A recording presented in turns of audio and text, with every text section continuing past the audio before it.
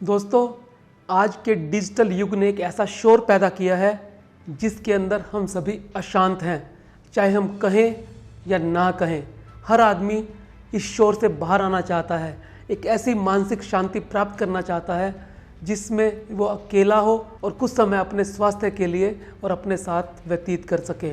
दोस्तों, Karl Newport एक बहुत शानदार लेखक हैं। उनकी एक पहले किताब आई थी डीप वर्क, जो बहुत पॉपुलर हुई थी। उन्होंने एक किताब लिखी है डिजिटल मिनिमलिज्म। उसी किताब में से आज हम 5 लेसन जानेंगे जो हमें ये बताने का प्रयास करेंगे कि इस डिजिटल दुनिया के अंदर अपने आप को हम कैसे शांत रखें, कैसे स्वस्थ बने रहें और कैसे सबके बीच रहते हुए भी अकेले रहने का अभ्यास करें। तो दोस्तों, आइए चलते हैं इस शानदार बुक के सफ़र पर और जानते हैं वो 5 शानदार लेसन जो हमारे जीवन के अंदर एक अलग किस्म की शांति इस डिजिटल युग के अंदर दे सकते हैं। पहला लेसन, तकनीक ने मोबाइल फ़ोन की आदत हमें तम्बाकू की तरह डाल दी है। दोस्तों, पहले ज़माने में यदि किसी व्यक्ति को नशा करना होता था तो वो तम्बाकू या अन्य पदार्थों की शरण में जाता था, लेकिन आजकल हर व्यक्ति को एक नशा सवार है, वो है मोबाइल का नशा। उसे कुछ मिले या ना मिले, लेकिन उसके पास एक अदद मोबाइल होना चाहिए, एक अच्छा स्मार्टफोन होना चाहिए जिसके अंदर फुल बैटरी चार्ज हो और जिसके साथ एक अच्छा इंटरनेट कनेक्शन जुड़ा हो। उसे और कुछ नहीं चाहिए। वो लंबे लंबे दिनों को, लंबे लंबे घंटों को अकेला व्यतीत कर सकता है। उसे किसी की आवश्यकता नहीं है, उसे परिवार की आवश्यकता नहीं है, उसे समाज की आवश्यकता नहीं है। इस अकेलेपन की दुनिया ने, इस फ़ोन की दुनिया ने, इस डिजिटल शोर ने उसके मन का सुकून छीन लिया है। दोस्तों, वो ऐसी मानसिक और शारीरिक बीमारियों का शिकार होता जा रहा है जिसका शायद उसे भी पता नहीं है।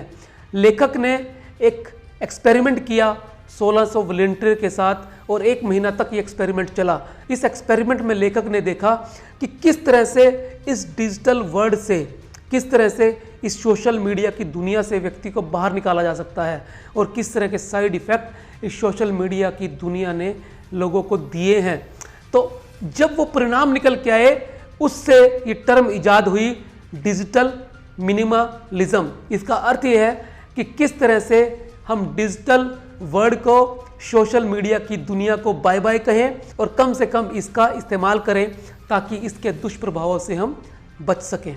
दोस्तों, दूसरा लेसन है डिजिटल मिनिमलिज्म एक स्थान पर आधारित है जिसे कहते हैं कम में ही ज़्यादा है। दोस्तों, इस बात का अर्थ ये है कि इस डिजिटल दुनिया के अंदर आप कितना ही रहो, ये थोड़ी लगती है।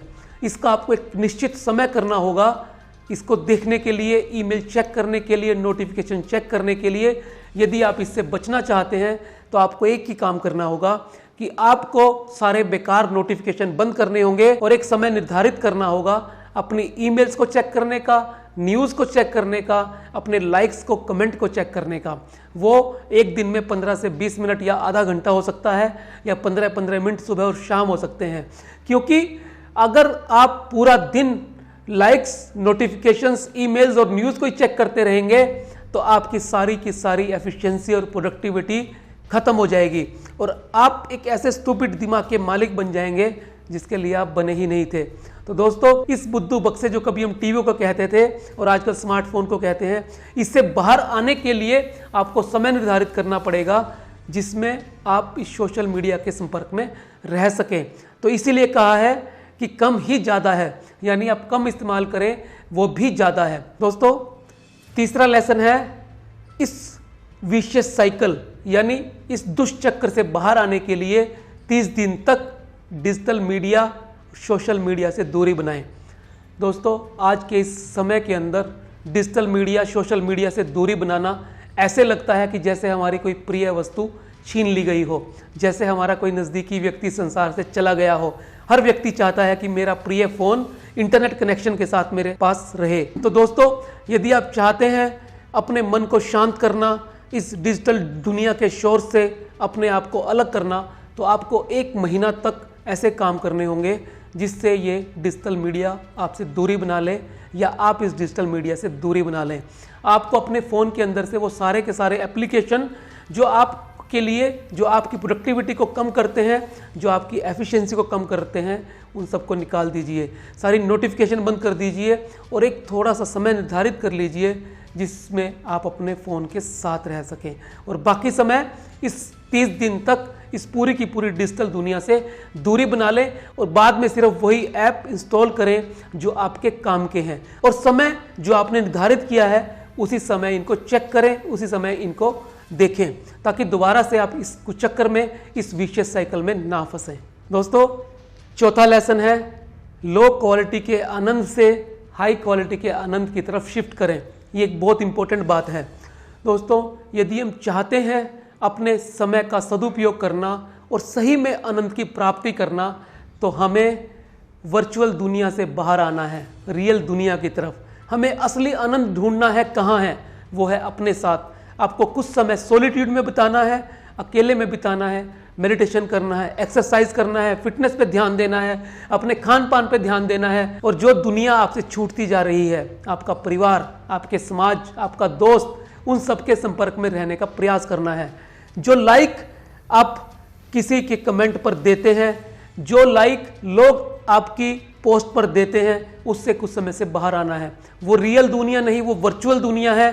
वो एक बार तो आपको खुशी दे सकती है, लेकिन असली खुशी, असली आनंद, असली हैप्पीनेस आपको तभी मिलेगी जब आप रियल में लोगों के साथ संपर्क साधना शुरू करोगे, जब आप परिवार को, समाज को, दोस्तों को और अपने आस पड़ोस के वातावरण को अपना समय और अपनी ऊर्जा देना शुरू करोगे। दोस्तों, पांचवा और सबसे अंतिम लेसन है बड़ी कंपनियां मोबाइल फ़ोन के जरिए आपकी पसंद को समझती हैं और फिर मनचाहा सामान आपको बेचती हैं।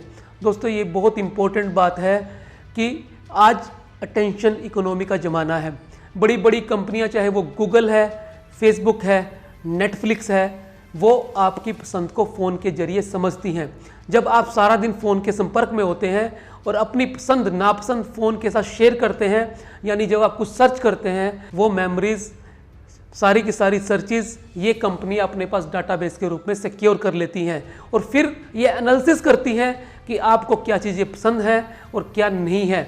ये कंपनियां बार बार उन्हीं चीज़ों को आपको परोसती हैं, उसी चीज़ की आपको एडवर्टाइजमेंट दिखाती हैं जो आपके मन को भाती हैं और इसलिए आपको ये कमोडिटी बना देती हैं। आपको एक ऐसी दुनिया के अंदर ले जाती हैं जिससे आप कभी मुक्त नहीं हो सकते।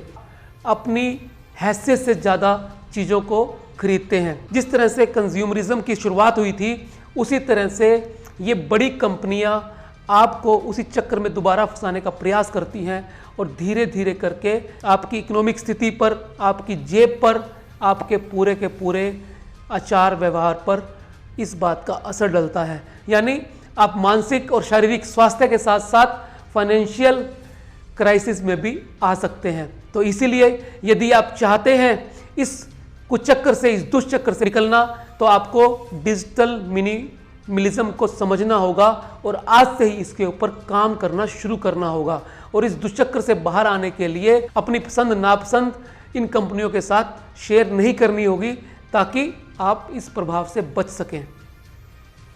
तो दोस्तों, ये थे वो 5 इंपॉर्टेंट लेसन जो ये डिजिटल मिनिमलिज्म किताब आपको समझाती है। न्यूपोर्ट द्वारा लिखी गई 2018 में, बहुत शानदार ये किताब है। 2016 में इनकी किताब आई थी डीप वर्क, उसके ऊपर भी मैंने बुक समरी बनाई है, वो भी आप मेरे वीडियोस में जाकर देख सकते हैं। मैं उम्मीद करता हूँ ये वीडियो आपको पसंद आया होगा। आप इसे लाइक करें, कमेंट करें और शेयर अवश्य करें। मिलते हैं अगले वीडियो में फिर किसी नए विषय के साथ। तब तक के लिए नमस्कार।